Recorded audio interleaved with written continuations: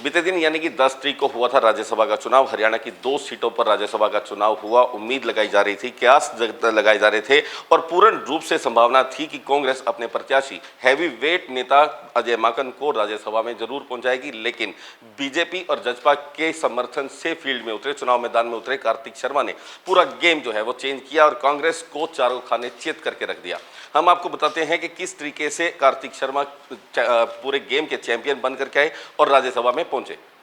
हरियाणा के मुख्यमंत्री मनोहर लाल खट्टर और प्रदेश के उप मुख्यमंत्री दुष्यंत चौटाला की जुगलबंदी ने कांग्रेस को करारा झटका दिया है।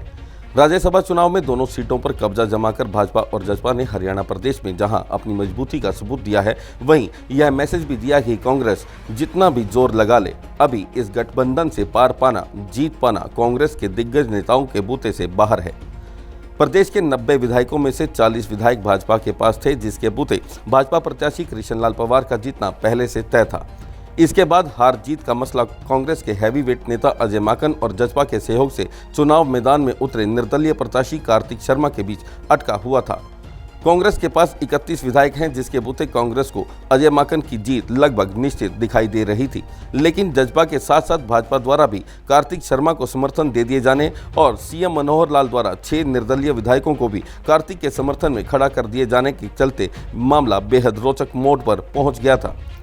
बीते दिन हुई वोटिंग में 90 में से एक विधायक बलराज कुंडू द्वारा अपने वोट का इस्तेमाल नहीं किया गया, जिसके चलते कुल 89 वोट ही पोल हुए थे। वोटिंग शाम 4 बजे समाप्त होनी थी, लेकिन दोपहर 2 बजे से पहले सभी विधायकों द्वारा अपने वोट का इस्तेमाल कर लिया गया। इस बीच कांग्रेसी नेता बीबी बत्रा और कांग्रेसी नेत्री किरण चौधरी द्वारा गोपनीयता भंग किए जाने के आरोप लगाते हुए निर्दलीय प्रत्याशी कार्तिक शर्मा के साथ ही भाजपा के प्रत्याशी कृष्ण लाल पंवार और चुनावी एजेंटों द्वारा भी हंगामा किया गया था। बाद में इसकी शिकायत चुनाव आयोग को भेजी गई थी, जिसके चलते शाम 5 बजे शुरू होने वाली वोटों की गिनती शुरू नहीं हो पाई थी।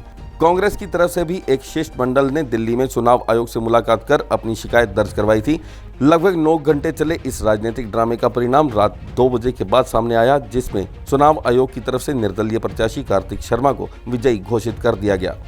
अब आपको बताते हैं वे समीकरण जिनके बूते कार्तिक को जीत हासिल हुई। पहला कारण सामने आया है कि कांग्रेस हाईकमान से नाराज चल रहे कांग्रेसी नेता कुलदीप बिश्नोई ने क्रॉस वोटिंग की है। दूसरा कारण एक कांग्रेसी विधायक का वोट रद्द कर दिया जाना रहा, तो तीसरा अहम कारण निर्दलीय बलराज कुंडू द्वारा वोट न किया जाना रहा। एक वोट रद्द होने और एक पोल न होने के चलते कुल 88 वोटों की गिनती होनी थी।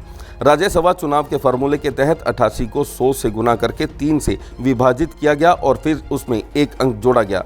इस फार्मूले के तहत कांग्रेसी प्रत्याशी को 2934 अंक प्राप्त हुए, जबकि कार्तिक शर्मा को 2966 अंक प्राप्त हुए हैं।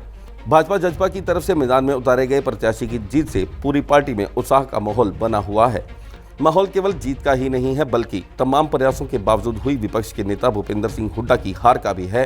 कुलदीप बिश्नोई द्वारा क्रॉस वोटिंग किए जाने की बात सामने आने के बाद प्रदेश के मुख्यमंत्री मनोहर लाल ने कुलदीप का धन्यवाद करने के साथ ही उन्हें अंतरात्मा की आवाज सुनते हुए भाजपा में आने का न्योता भी दे दिया है। प्रदेशाध्यक्ष ओम प्रकाश धनखड़ द्वारा भी इस जीत पर खुशी का इजहार किया जा रहा है। भाजपा की नजर शुरू से ही दोनों सीटों पर थी। एक सीट पर कृष्ण लाल पंवार का जीतना बिल्कुल तय माना जा रहा था, लेकिन किसी भी तरीके से भाजपा इस दूसरी सीट को कांग्रेस के खाते में नहीं देना चाहती थी। ऐसे में लास्ट मोमेंट पे पूरा गेम जो है वो प्लान किया गया था। नामांकन से जस्ट 15 मिनट पहले ही निर्दलीय प्रत्याशी को फील्ड में उतारा गया था।